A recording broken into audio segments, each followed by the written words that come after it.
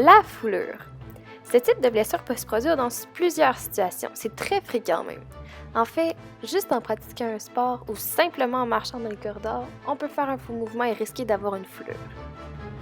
La foulure, c'est lorsque notre pied n'est plus dans sa position neutre, donc est désaxé.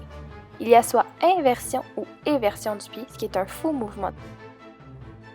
Les signes et symptômes peuvent varier, mais en général, une foulure est caractérisée par une douleur intense, une coloration ou une enflure de la région affectée, ou une difficulté à mettre de la pression sur le membre. Tu peux aussi aider ton ami en faisant ce qu'on appelle la béquille humaine. Alors tu te places sous ton ami alors qu'il enroule son bras autour de ton cou pour se relever. La béquille humaine à deux, c'est lorsque vous êtes deux pour aider ton ami à marcher vers un autre lieu.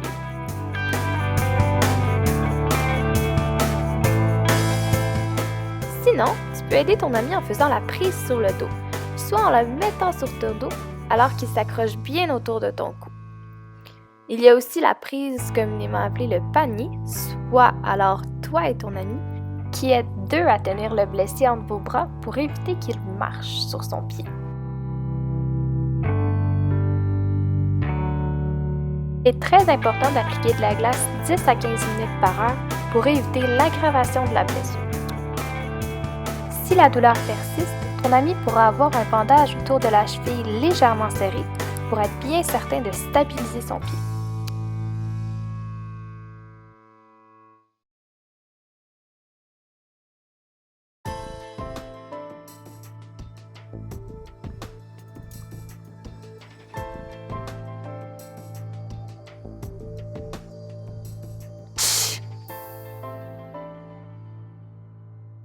La brûlure, c'est une exposition intense à la chaleur sur une région précise de notre corps.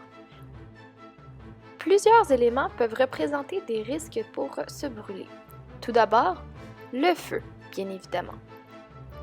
Mais il ne faut pas oublier le rond thermique, ou encore moins le soleil, qui lui nous cause des brûlures un peu différentes, mais tout aussi douloureuses, les coups de soleil. Pour ce qui est des symptômes d'une brûlure, on la caractérise par la douleur, la sensation de chaleur intense sur la région affectée et des irrégularités de la peau, communément appelées les cloques. Commence par rincer ta blessure sous l'eau tiède pour graduellement y aller à l'eau froide.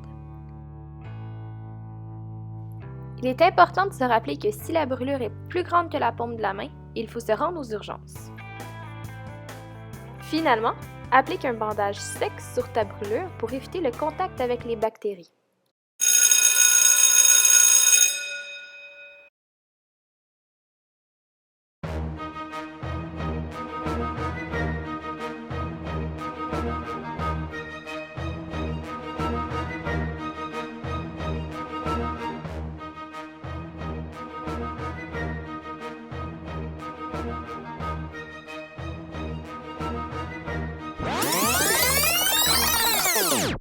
Le saignement de nez peut se produire à la suite d'un coup au visage ou même seulement avec l'humidité et le changement de température.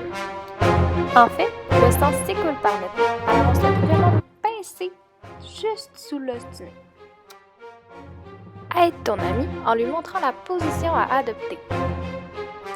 Il faut pencher légèrement la tête vers l'avant pour être certain que le sang s'y écoule.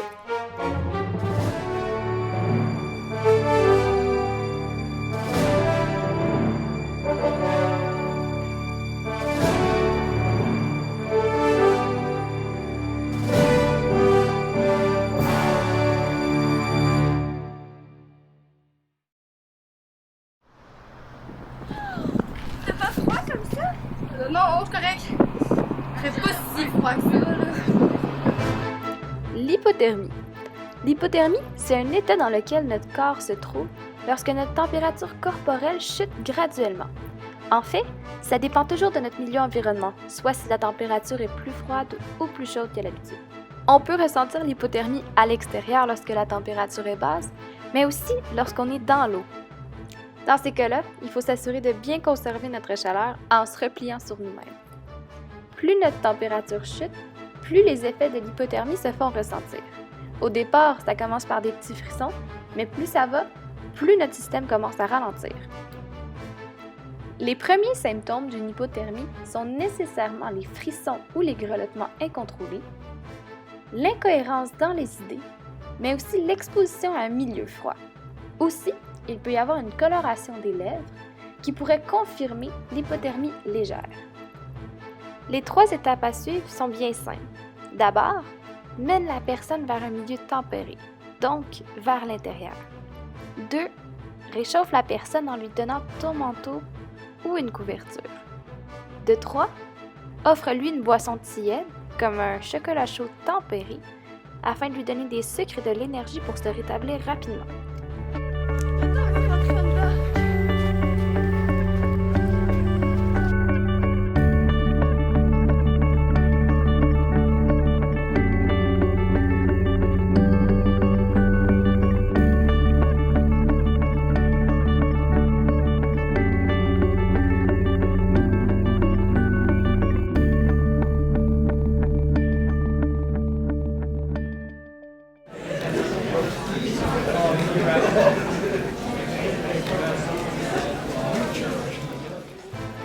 La chute de tension correspond à une baisse soudaine de la pression exercée par le sang sur les parois des artères.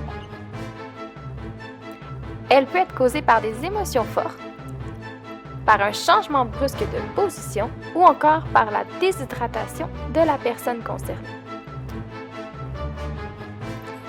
Les symptômes d'une chute de tension peuvent varier, mais en général, on la caractérise par la fatigue, les étourdissements répétés et les nausées.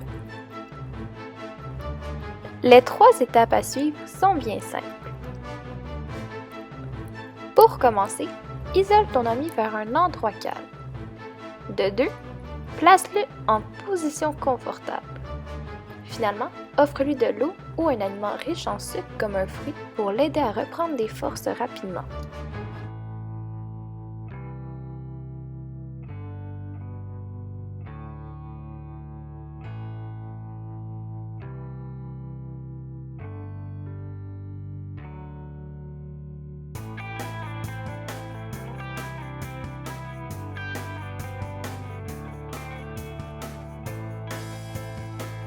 La position latérale de sécurité est la position la plus sécuritaire pour une victime. Commence par relever son bras et placer une jambe sur le côté pour donner une position identique à celle-ci.